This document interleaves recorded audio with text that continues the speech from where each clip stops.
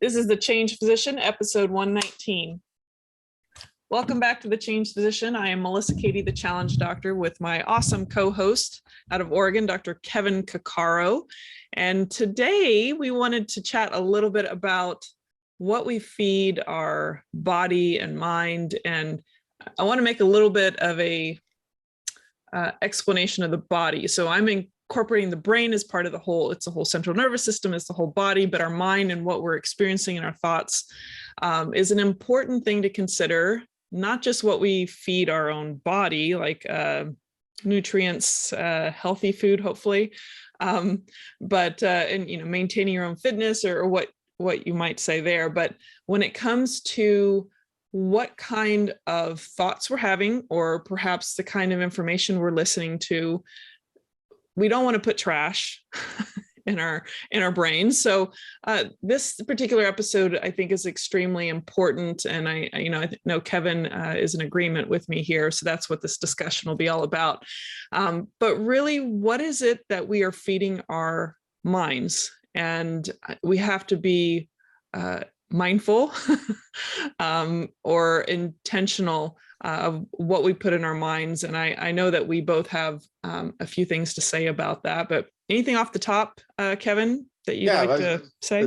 Let's frame it up front, right? Yeah. So people know nutrition is important. And if you're a physician listening to this podcast, everybody knows that nutrition is important. Granted, we didn't get great training for most of us in medical school around nutrition, but we know that if you're putting crap in your body, then your body will then to develop crappily, right? You have to actually have the proper nutrition in order for your muscle development, for your brain development, for your intestinal development, for all the stuff to function well.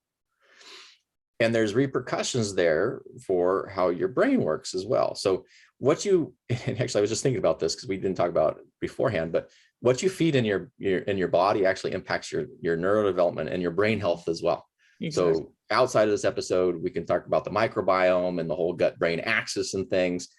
But on another level, if you kind of meta out a little bit, your brain and your mind is actively consuming information as well. And so what are you feeding your brain? Are you feeding it reactive, threatening stuff, basically the junk food of the world? Or are you feeding it stuff that will actually help your brain and your mind to develop and become more aware, more active, more engaged, more proactive, more positive?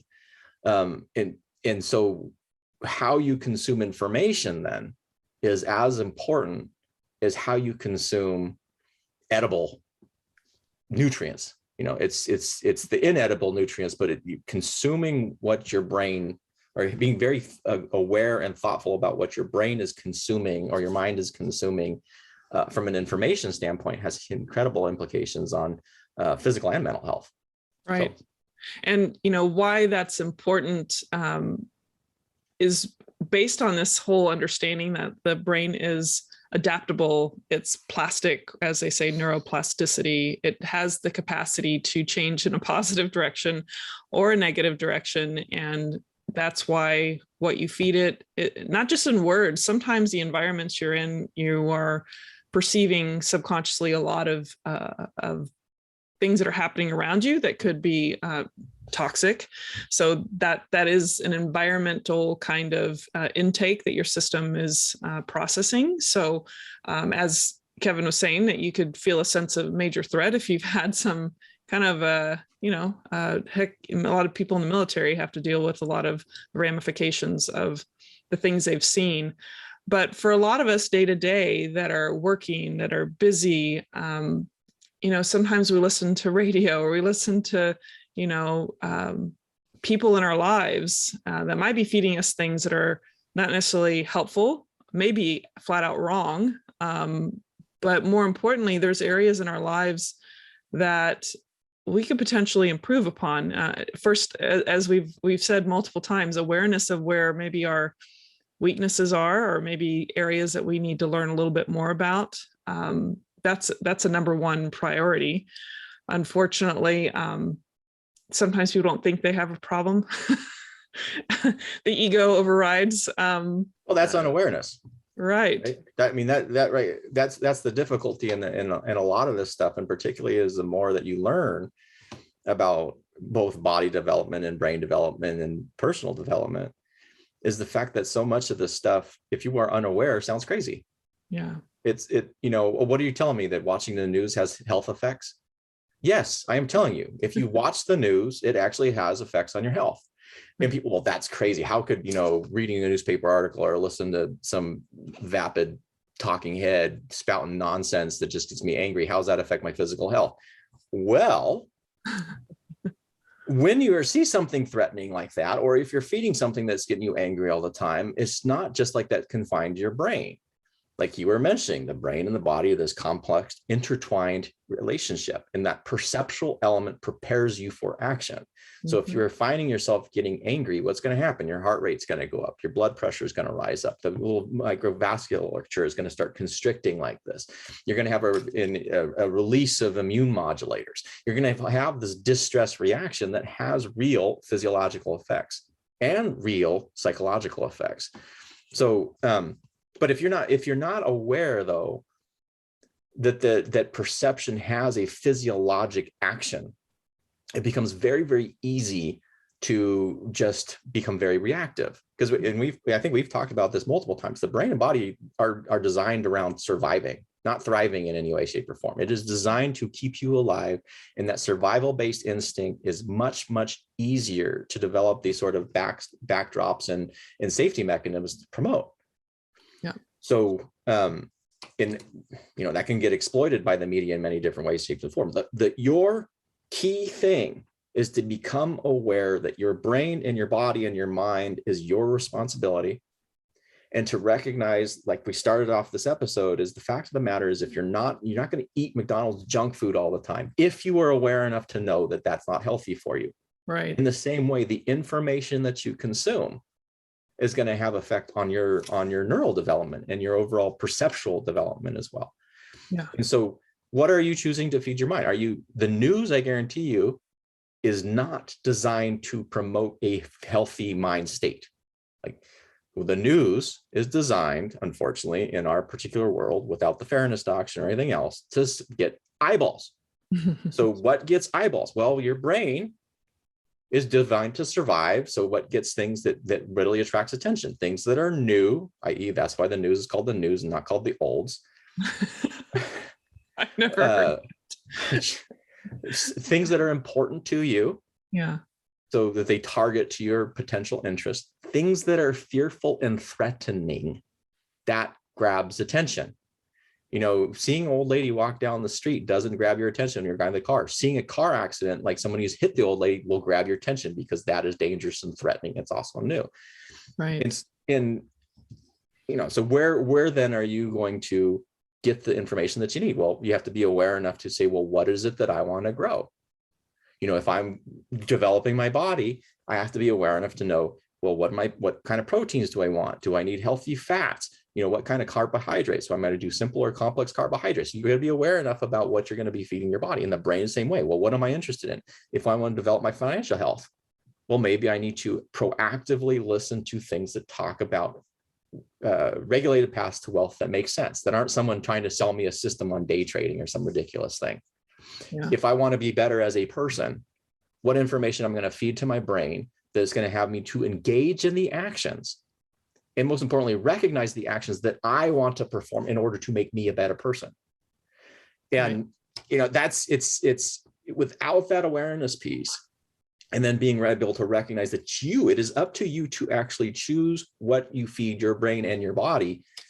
You are now in total reaction mode. You're in total survival mode. It'll make you through probably your 20s and 30s. And then the body's resiliency starts going down and says, like, I've done my job.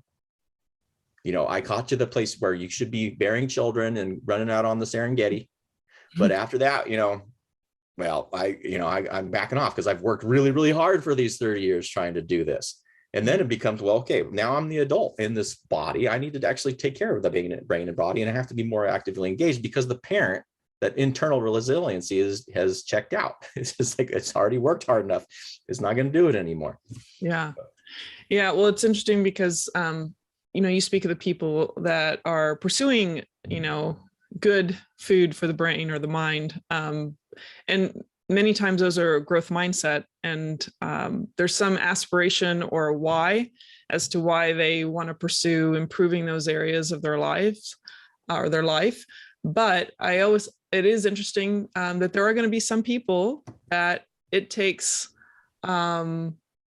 something major that shakes them to finally wake up to have that awareness. So obviously people are already pursuing or listening to podcasts that or reading books to try to give themselves information to improve themselves. There are some people that are just not, they don't have that awareness yet. And it sometimes takes, about to lose a job because you're maybe not treating people appropriately, and there's toxicity that you bring into the environment that makes you realize maybe I do have a problem after multiple times of, getting in trouble. So, you see that kind of happen. And, my hope is that people can create an awareness before they get to that point. But many times those behaviors and patterns last for a while, and something's not enough to shake them. So my whole point saying in this is that we're all in different levels of awareness, and there are going to be people that never have awareness and they get away with it all the time for whatever they're doing. But it may be keeping them from being the best version of themselves. So, this whole thing came up, us discussing this topic, because I realized how much better I felt after, doing some work in the yard and putting the podcasts, some personal development podcasts in my ears, and for several hours at a time, multiple days in the week. And it's amazing how the more you hear with repetition, even if you're not catching every single word, it's amazing how you feel differently. You're even more focused on that particular realm of your life. And it even makes me try to change some things in how I'm approaching relationships, just by the mere nature of it's not necessarily a full accountability thing. I think it's just bring it to the forefront of your mind and making you more aware of the opportunities and how you can personally develop your life, so that not only are you better from within and know yourself better, but your interpersonal relationships improve. And I can't say enough about that. When you have good information that is inspiring, educational, and directional, it actually can change a little bit of the trajectory of your life. So that's kind of where this whole episode came from, where we, just recognize that you have to put good food in the mind, and you reap the benefits, but also the people around you do too. And that's kind of the cool thing is the more you pay attention to this, the more you invest your attention into not positivity in the kumbaya way, but into positive interactions, the things that you would like to see, the more other people are feeling, they have the tendency to feel safe in order for them to do it as well. Yeah. We had talked about this before, but there's this, one of my favorite quotes around awareness. And if you guys have been listening to the podcast for a while, this comes up almost every episode, is the absolute critical nature of awareness. And there's a quote by a guy named Wyatt Woodsmall. And the first time I heard it, just absolutely blew my mind, was awareness is your guardian at the gates of perception. And what that means is that once you you develop your awareness and you can start seeing the importance of all this stuff, now you can proactively control what is coming into your brain and body. If you don't have that awareness, or you haven't developed that capacity, or maybe you haven't been exposed to it, because like you said, there's a lot of people who haven't been exposed to all this stuff. Like it was decades before I was exposed to this type of thinking.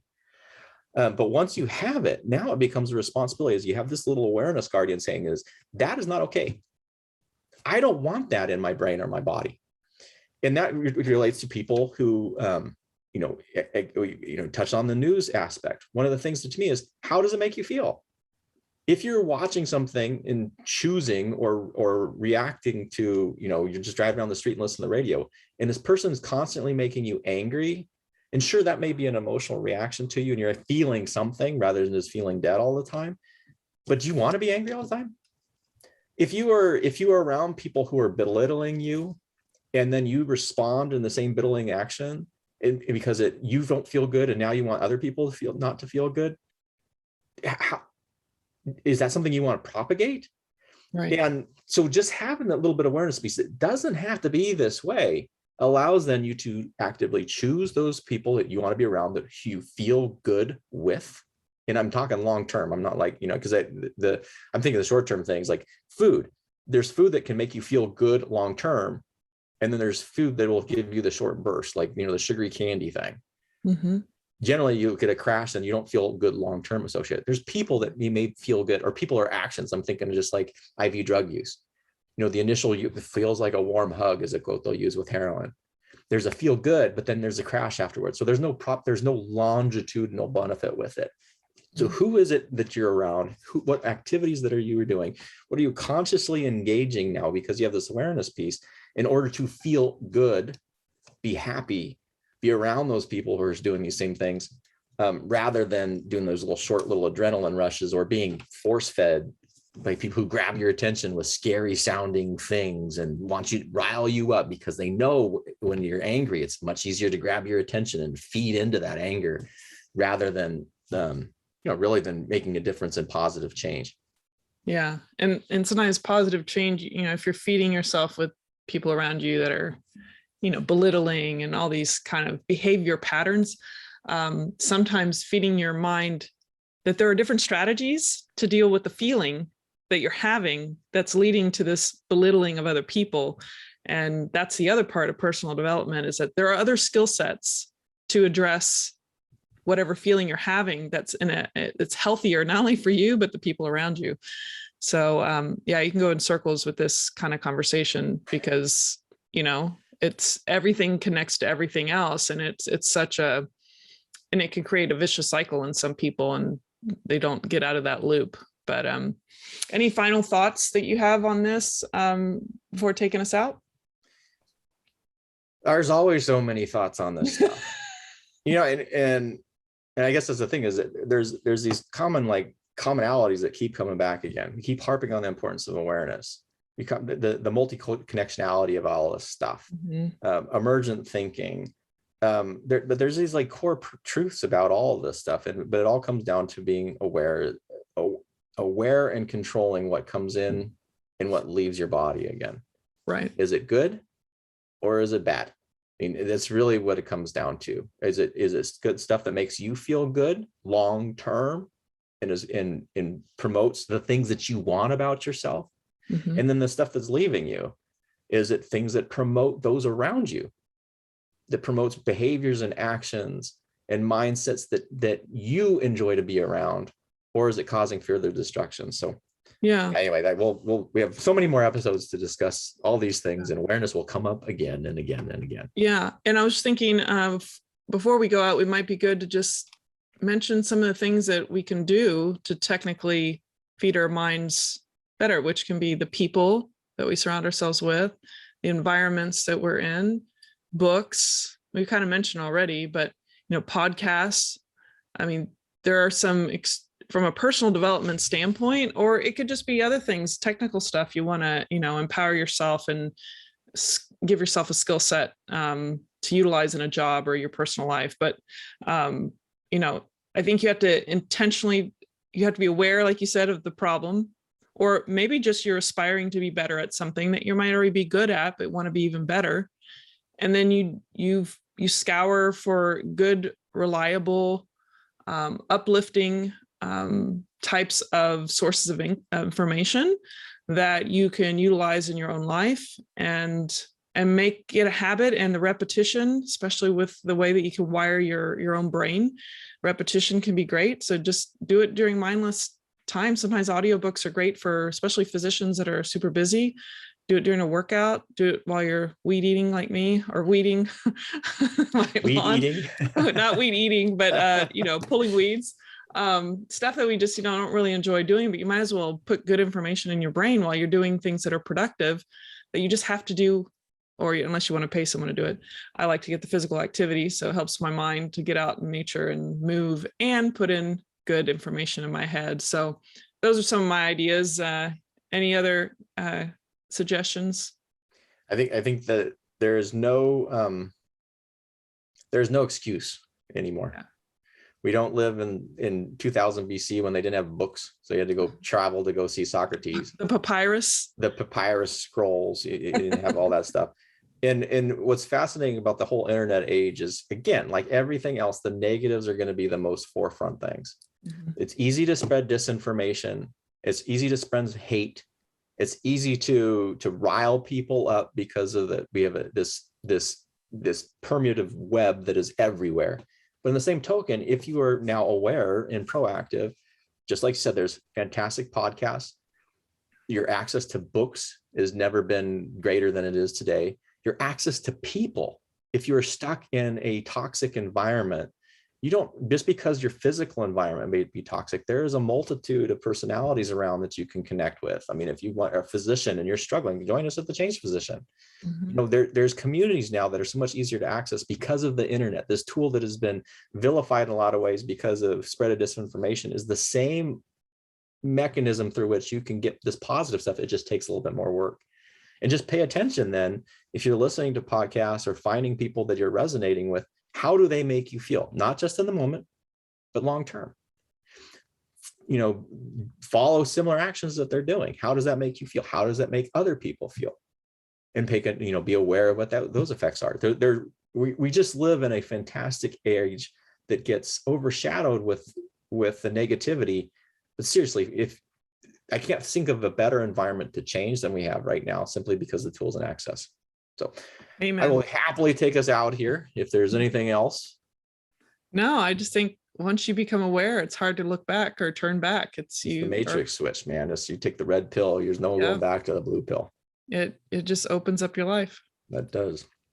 All right, so folks, if you want to take the red pill and join us at thechangephysician.com, and I promise if you do take the red pill, it is not as horrifying as in the Matrix. You're not going to wake up in some weird thing with eating gruel all the time. In fact, it's a much happier environment. But go to thechangephysician.com and see us there. If you are feeling a positive impact and you would like to have a positive impact, feel free to give us a review on any of your favorite podcast venues, or like us if you're seeing us on YouTube. And until next time, stay well. Take care.